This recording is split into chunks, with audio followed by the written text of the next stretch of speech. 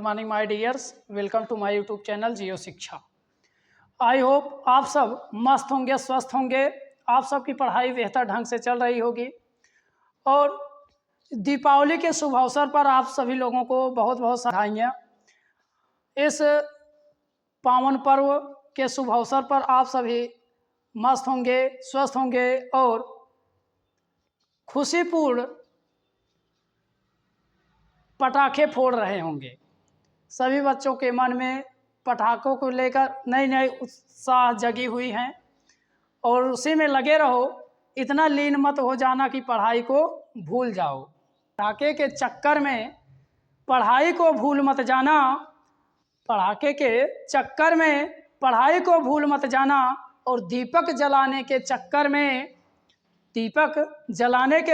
में घंटी बजाना भूल मत जाना। तो आज हम क्लास 10th के नेक्स्ट चैप्टर पर चलेंगे। सक्रियता श्रेणी देखेंगे। सक्रियता श्रेणी क्या है? मुख में लड्डू लेकर और हाथ में गुझिया लेकर खाते रहो और उसके साथ साथ पढ़ाई करते रहो। देखिए सक्रियता श्रेणी होती क्या है, आइए इसके बारे में हम चर्चा करते हैं।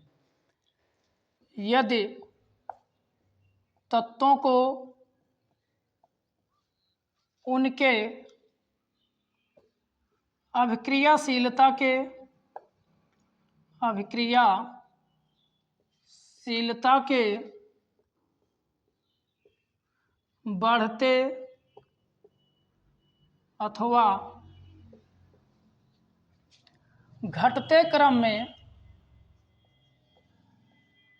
बढ़ते अथवा घटते क्रम में व्यवस्थित किया जाए तो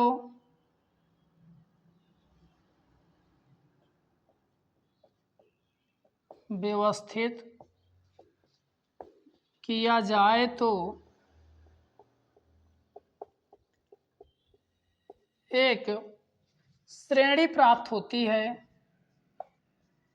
एक श्रेणी प्राप्त होती है जिसे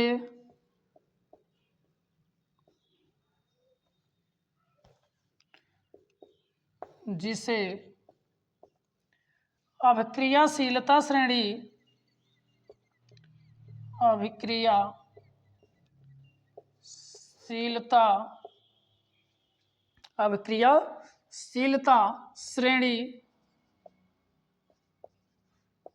या सक्रियता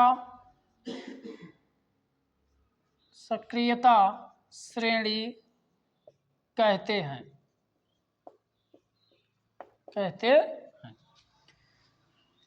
तो तत्वों को उनके अभिक्रियाशीलता के बढ़ते या घटते क्रम में अगर व्यवस्थित किया जाए तो उससे एक श्रेणी निकल कर आती है, एक व्यवस्था क्रम निकल कर आता है, जिसको हम बोलते हैं अभिक्रियाशीलता श्रेणी या सक्रियता श्रेणी।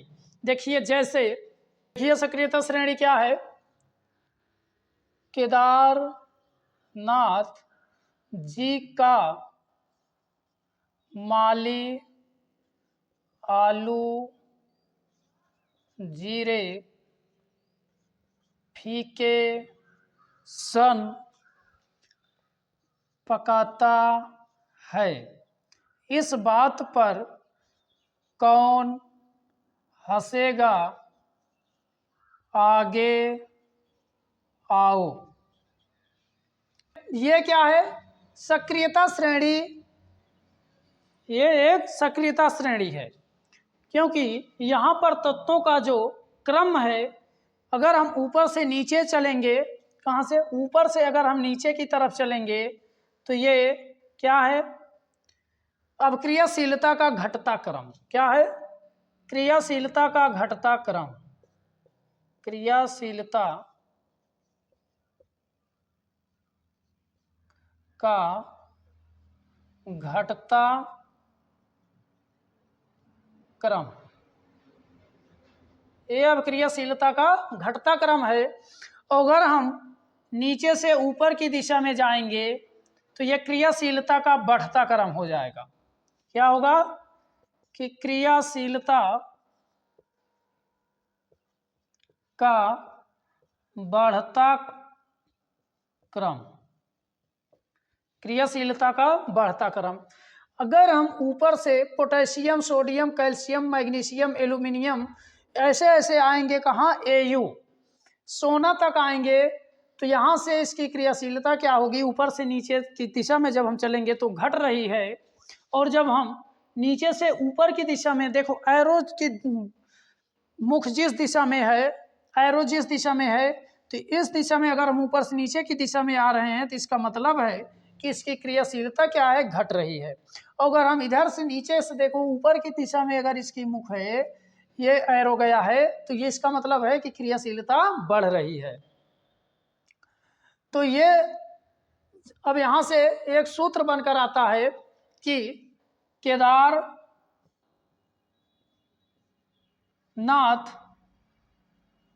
केदारनाथ जी का माली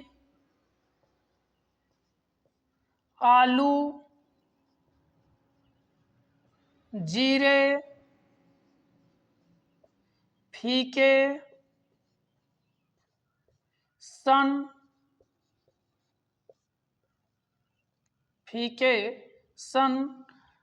पकाता है।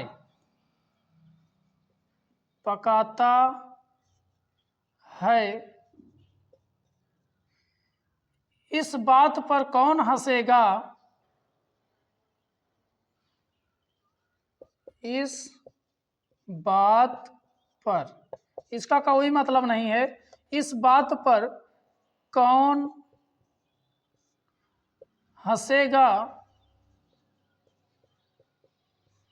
आगे आओ, आगे आओ। तो केदारनाथ, इसका मतलब पोटेशियम, के का मतलब पोटेशियम, नाथ जी यानी सोडियम, का कैल्शियम, माली Mg मैग्नीशियम, एल्यूमिनियम जीरे, जर्मेनियम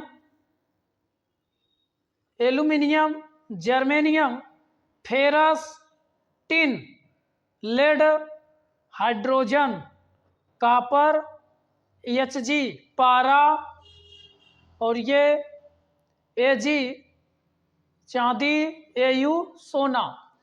तो ये पोटेशियम, ये है सोडियम, ये है कैल्शियम, ये magnesium, aluminium, germanium, ferrous, tin, lead, hydrogen, copper, पारा, चांदी, सोना। तो ये सक्रियता श्रेणी है। क्या है, अभिक्रियाशीलता श्रेणी। तो यही सक्रियता श्रेणी है जो बहुत इंपॉर्टेंट है, या हर साल पेपर में, एग्जाम में पूछा जाने वाला क्वेश्चन है, और इसी के बेस पर विस्थापन अभिक्रिया भी होता है और द्विविस्थापन अभिक्रिया भी होता है। तो विस्थापन अभिक्रिया तो पूरा इसी पर डिपेंड होता है। तो ये क्या है कि तत्वों को उनके क्रियाशीलता के बढ़ते या घटते क्रम में अगर हम व्यवस्थित कर दें तो एक श्रेणी बनकर आती है, जो क्या कहलाती है, सक्रियता श्रेणी कहलाती है। जैसे इसी के आधार पर हम क्या करें, एग्जाम्पल देख लेते हैं। देखिए, अब कहा गया कि जो तत्व ऊपर स्थित है वो अधिक क्रियाशील है, किसकी अपेक्षा, अपने नीचे वाले तत्व की अपेक्षा। मतलब सोडियम जो है, देखो इसको हम यहाँ से हटा देते हैं ताकि ज़्यादा समझ में आए, क्लियर समझ में आए।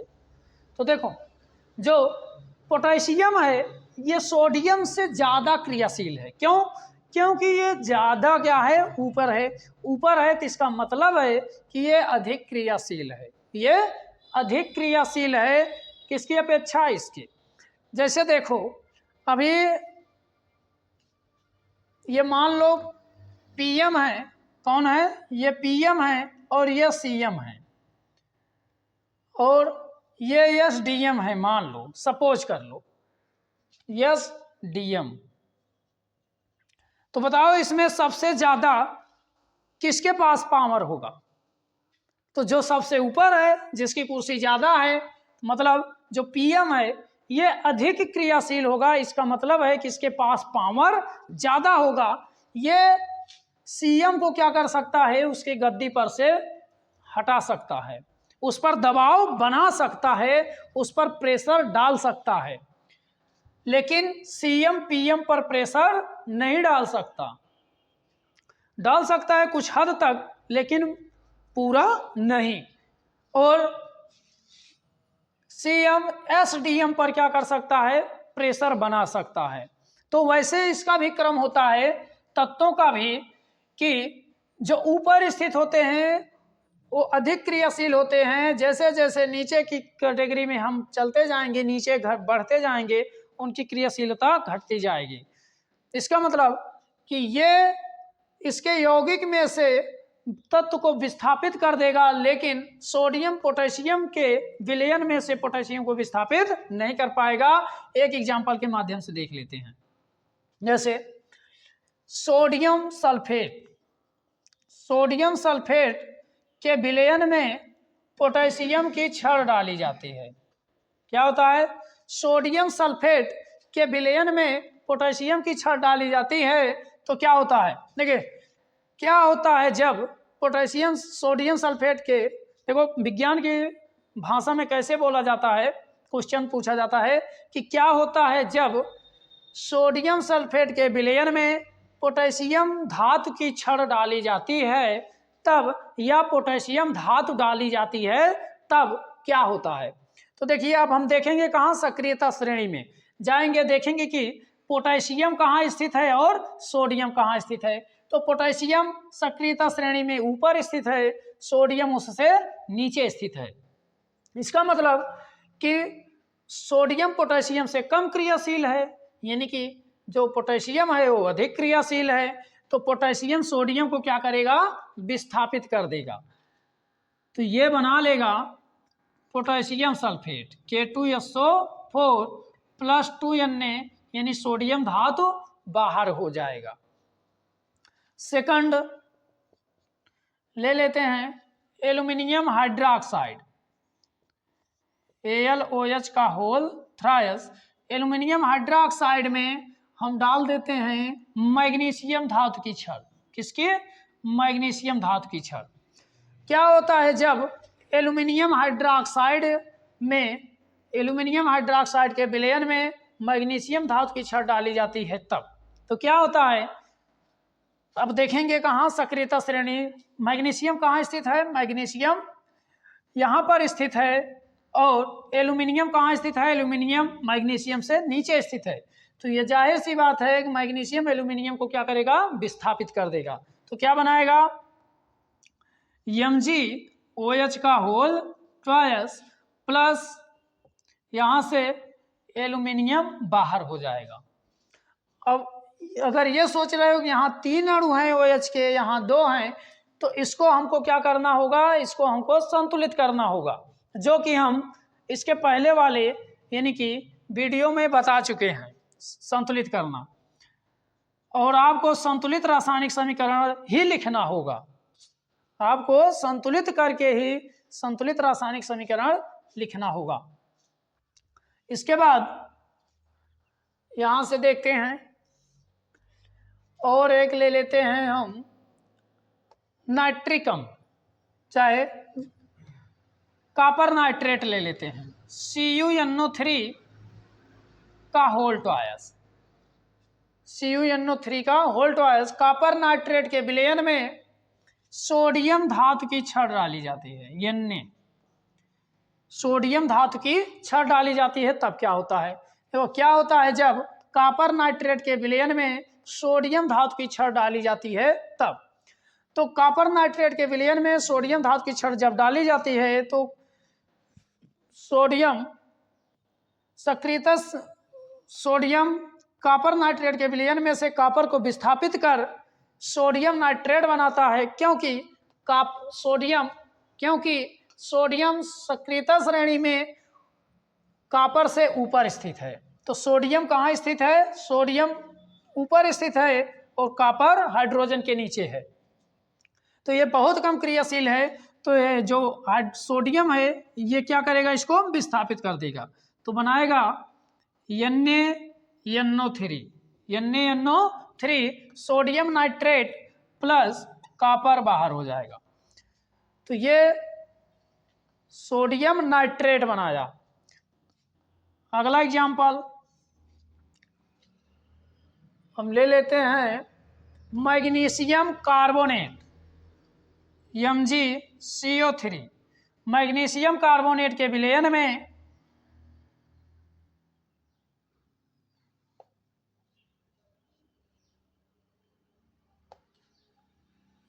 कॉपर की छड़ डालने पर, कॉपर मैग्नीशियम कार्बोनेट के विलयन में कॉपर की छड़ डालने पर क्या होता है, देखिए कि क्या होता है जब मैग्नीशियम कार्बोनेट के विलयन में कॉपर की छड़ डाली जाती है तब।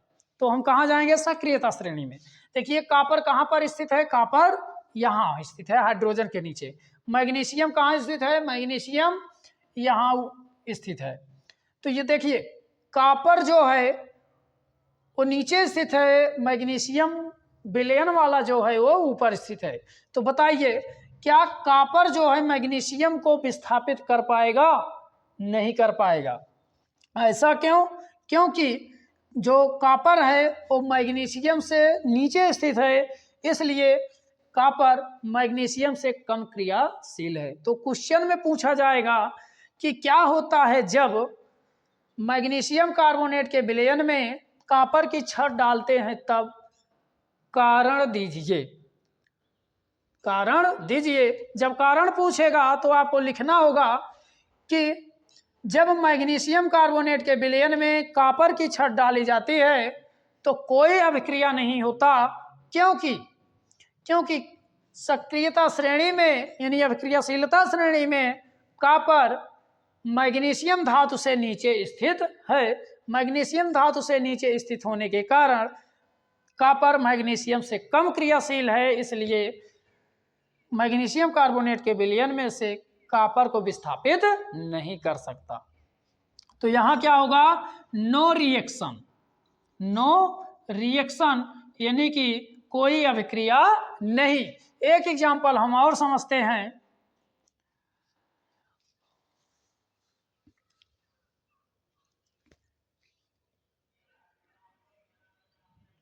एक लेते हैं एक एग्जांपल, कैल्शियम क्लोराइड।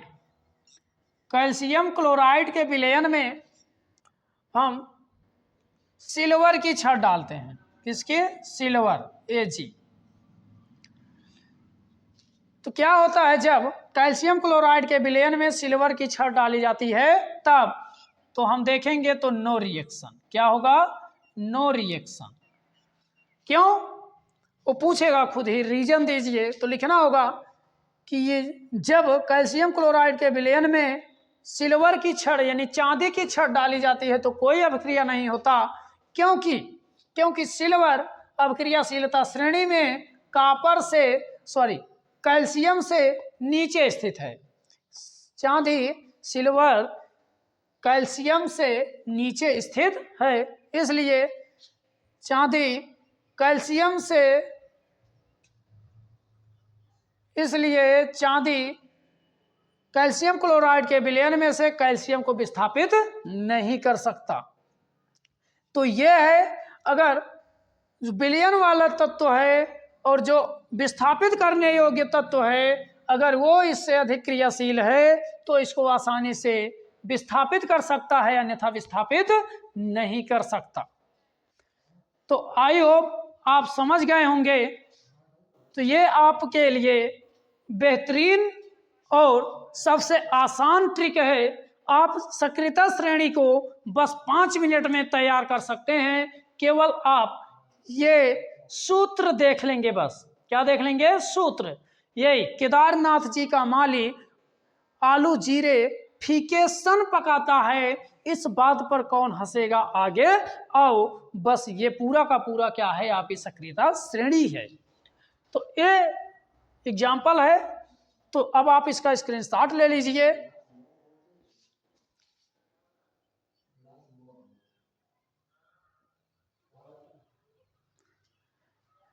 तो आई होप आप समझ गए होंगे। बस अब आज यहीं तक, इसके बाद मिलेंगे नेक्स्ट वीडियो में। तो आप इस दीपावली के पावन पर्व पर मस्त होकर झूम झूम कर पटाखे फोड़िए और मिठाइयाँ खाइए, मिठाइयाँ बंटवाइए, दीप जलाइए। धन्यवाद।